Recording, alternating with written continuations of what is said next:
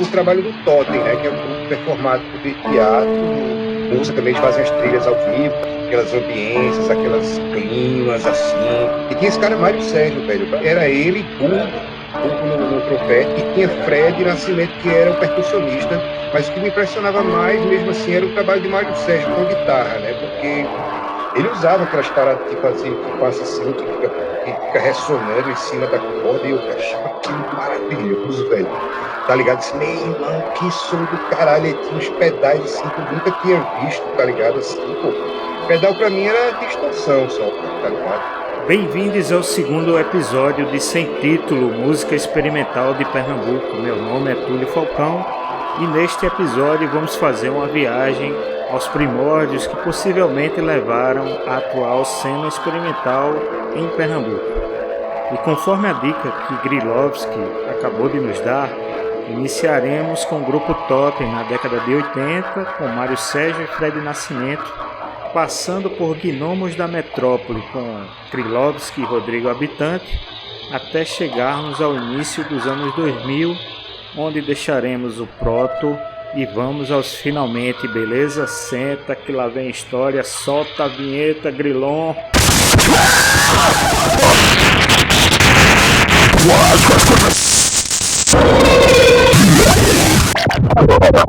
Olha, a cena, né, dos anos 70 e 80, principalmente, no campo da performance, né, não tem um registro que eu conheça, pode existir, mas eu não conheço, que traga os artistas que participaram, né, do campo experimental, e como foi, eu falo muito em cima de performance de teatro.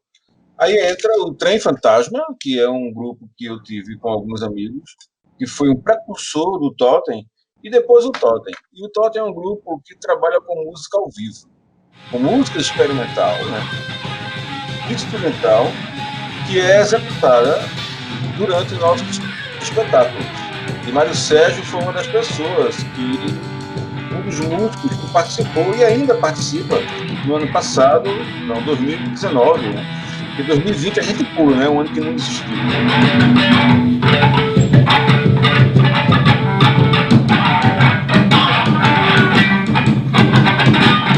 Estudava aquilo do jazz tradicional e tudo, tocava, estava estudando, mas queria mais liberdade. Aí foi quando eu vi um disco de Ornette Coleman, do Free Jazz. Me incentivou a me soltar mais, não sabe? Aí comecei a experimentar. E nessa época, Fred tinha um bar lá em Olinda, onde depois foi a TV Viva, na Rua de São Bento, que era o Abraxas. Olha, o Abraxas, durante os anos de 1983 e 84, né, ele existiu em Olinda, e de uma certa forma ele aglutinava na época, né, muitos artistas da cidade, né? A gente mantinha shows de jazz, né, e de bandas instrumentais de uma maneira geral durante o ano todo. E Fred estava fazendo uns movimentos artísticos lá. Fred disse, tá aberto aí para vocês. Então as bandas que passaram por lá, como Quinteto Instrumental, que era um quinteto formado por Mário Sérgio, Fernando Cavalcante, que depois veio a ser Iambu de Fogo. Também teve uma outra banda, chamava-se Arunachala, que é o nome de uma montanha na Índia. O Fluganta Telero, que era um projeto de Fred Esperantista, com o Ivinho, que foi do Ave Sangria, também tocaram lá no Abraxas. E tinha uma outra banda de um músico chamado Euclides Dourado, que era um tecladista. Eu conhecia Euclides Dourado, aí de vez em quando eu ia para a casa de Euclides Dourado, ele me chamava para ir para lá, conversar sobre música, trocar umas ideias. Aí eu conheci um cara que veio de São Paulo, chamado João. Ele tocava bem já a guitarra, João, jazz rock. Foi assim, ele me mostrou muito os discos da Marra Vista, um John McLaughlin. Aí fui para a casa de Euclides com ele. Aí Euclides tinha passado um tempo em Londres, conheceu o free jazz. Ele era louco pelo soft machine, Euclides. Isso foi um pouco antes do Abraxas. Eu falei do Abraxas, antecipei as coisas, mas foi antes. Foi a primeira vez que eu fiz um free mesmo assim. Foi com Euclides. Mas eu na percussão. Eu fui lá para a casa dele, aí estava um bocado de percussão lá. João ficou na guitarra, ele no teclado lá. Aí botou uns discos lá de Soft Machine, e depois a gente, bora fazer uns free. A gente passou uma tarde lá fazendo free. Aí eu cheguei com essa ideia do free lá no Abraxas, né? E vamos fazer isso. Aí o pessoal ficava meio assim, até quem estava tocando, mas depois foi entendendo. Fred fechou o bar no começo dos anos 80, aí a gente se desencontrou. Quando foi em 89, mais ou menos, Fred estava com o Totem, aí chamou para fazer um espetáculo no Valdemar de Oliveira. A partir daí eu comecei a trabalhar, e trabalhei os anos 90 todinho, até começo dos anos 2000.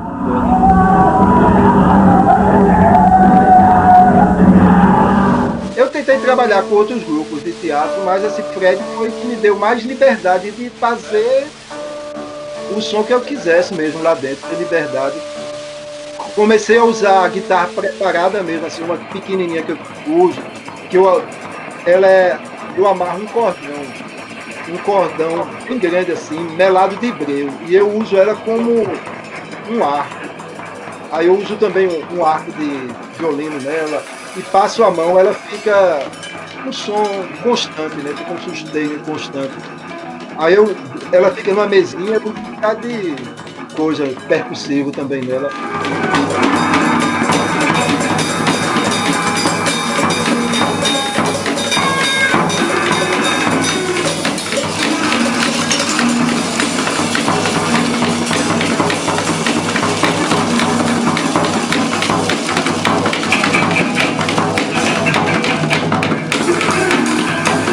Espetáculo do Totem, eu usei um cordão bem grande, de uns 5 metros, assim, ficava bem distante, e puxando assim, aí ia me aproximando. No final eu enrolei lá com esse cordão. Então foi mesmo, assim, do que eu vi, do que eu me lembro, cara, foi Mário Sérgio, porque os outros guitarristas eram bons. Eu me lembro que ia para show do Cristal, que era Beto Kaiser, tá ligado como é que é? Porra, eu achava foda porque o cara tocava Sultans of Swing. Eu disse, irmão, como é que o cara toca? Pensei que só o Mark Knopfler podia tocar essa porra, tá ligado? Assim, era aquelas coisas de pirraio mesmo, né, velho? Mas eu vou falar um pouco de como foi quando eu conheci Gnomos da Metrópole. E justamente próximo dessa época, Discossauro, descobrindo coisa mais maluca. Eu também vim do metal, e eu já tava meio de saco cheio da galera e do som, assim, eu tava querendo ir para outra coisa. E aí fui conhecendo as coisas e montei uma banda de rock experimental, assim, a gente fazia uma mistura meio Zappa Mr. Bungle, tá? Uhum. Mas sem chegar aos pés, né? Só a tentativa. Com baixo, bateria, guitarra e tal. E eu achava que só tinha gente e tal. E uma vez a gente foi tocar em Olinda e eu vi vocês tocando assim. Eu disse, uau, caralho, velho, que negócio foda. Porque até então eu tinha aquelas referências e tentava copiar, né? Mas vocês eram uma coisa anárquica, assim, que não tinha referência nenhuma. E eu achei, caralho, tem mais gente fazendo, né? E aí tentei me articular com o Grilo, mas Grilo me... sai daqui, pirraia. Mas aí tinha essa coisa de vocês terem era uma coisa... Eu nunca tinha visto algo parecido assim. Abriu pra caralho minha mente. Como é que vocês chegaram na sonoridade? Como era essa... Rapaz, eu acho que foi uma combinação de coisas, né? O Gnomo da Metrópole, porque, como eu lhe disse, né, tinha Eduardo Alves. Eduardo Alves é um cara, assim, gênio na música, tal, assim, um excelente músico, né? Mas ele gostava muito dessas coisas mais andando pelo heavy metal, né? O tempo, aí a teoria musical, né? Forte.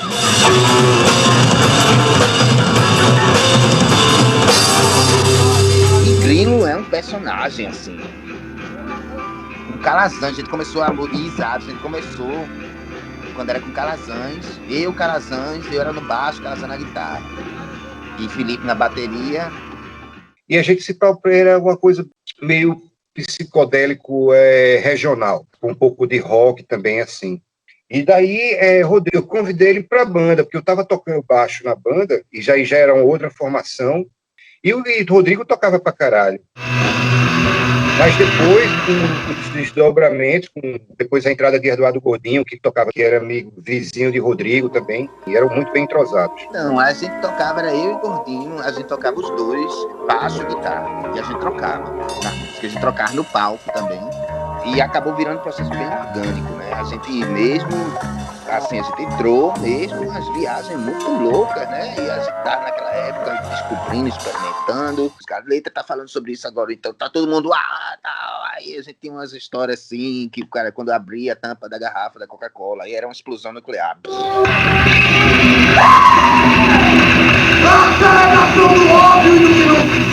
E era uma banda mesmo cogumelau, né? Uma banda do cogumelo. Terapia, talvez.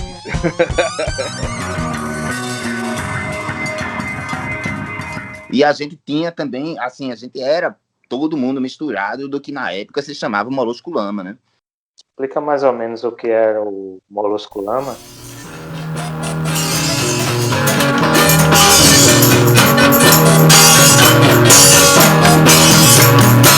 Então, o Molusco Lama, cara, era uma galera que a maior parte estudava mesmo no CEPISH, ali, no Centro de Arte e Comunicação, e eles tinham um grupo, uma parada meio performática, assim, e muita coisa de improviso. Então, o Rodrigo ficava fazendo umas bases na guitarra, Raoni ficava mostrando lá, dizendo os poemas doidos de improviso, e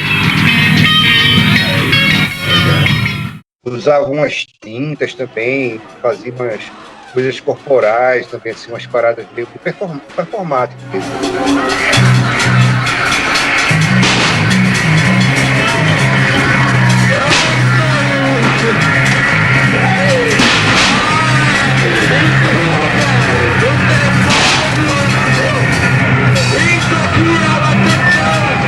E aí, pronto, e aí depois você culminou lá, quando a galera se mudou lá para a Casa dos Milagres. Foi a culminação, né, a grande apoteose, talvez, o grande momento lá, né, que foi ali, foi onde a coisa ficou muito séria mesmo. Então eram duas casas assim que a galera rachava e dividia e fazia festas. O primeiro show do Testículos de Melo foi a gente que organizou lá também. E tinha uma coisa muito assim também, dessa coisa do Molusco Lama, era tipo assim, como era um grupo grande, então se alguma pessoa fazia alguma ação ou alguma merda, a culpa era de todo mundo. Fernandinho ficou pelado na exposição, os moluscos ficaram pelados, tá ligado como é que é? Então tinha meio que essa... E aí, pô, eu acho que foi uma combinação, assim, né, é um coletivo, é um Molusco Lama, né, porque é um coletivo meio sem definição, meio moluscal mesmo, meio sem... Ninguém sabe o que é, que não é, e acho que até hoje ninguém sabe, né? E tuas referências, assim, nessa época, para se fazer, eu sei que o Gnomos, ele trouxe uma influência significativa para você, porque era algo bem diferente e único, assim, que vocês estavam fazendo. Mas tu já tinha uma referência em música experimental, vanguarda, alguma coisa assim? Eu sempre gostei, assim, desde quando, né, tal, eu sempre fui crescendo lá com chorinho, com samba, com música clássica do meu pai e tudo, tal. E aí, depois comecei, aí, as Deep High, comecei a conhecer os Beatles, que sempre tem umas coisas meio psicodélicas e tal. E depois, logo depois, quando eu conheci Thelmo, aí me apresentou Frank Zappa. Ele, Rodrigo, escuta isso aí. Meu irmão, que doideira, me apaixonei pelo negócio, e aí me apaixonei pela toda... Eu estava comprando o disco de John Zorn, lá nos anos 90 ainda. Estava começando o CD, eu comprei um bocado de vinil, aí comprei o disco de John Zorn. Aí Rogério, velho, esse cara aqui eu acho muito de John Zorn também, não sei o que, me apresentou ele. Thelmo do sax, né? Mas eu lembro muito exatamente isso, assim, Pink Floyd, principalmente o Animals, assim. Eu acho que foi uma das primeiras fitas, cassetes que eu sequei até ela torar e derreter a caixinha, porque eu ficava no carro do velho enquanto ele fazia as coisas. Aos 12 eu comprei os 2 primeiros discos, que foi o The Wall do Pink Floyd, que eu já conhecia. Eu comprei o primeiro do King Crimson no mesmo dia, pela capa, não porque eu tinha visto a capa na hora. Foi que eu reconheci a capa que eu vi no comercial da Lego Cantante, que até essa pergunta tipo música e música experimental, eu acho que inclusive o primeiro passo foi aí, escutar o primeiro do Crimson com uns 12 anos de idade. Estourou minha cabeça isso aí. Foi... Quando chegou no meio de 90, eu endoidei com Noise, né?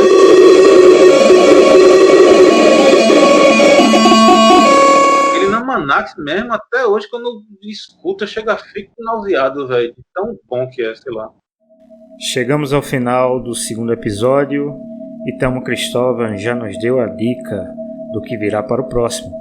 No terceiro episódio falaremos sobre a cena experimental pernambucana, indo do seu início até a atualidade.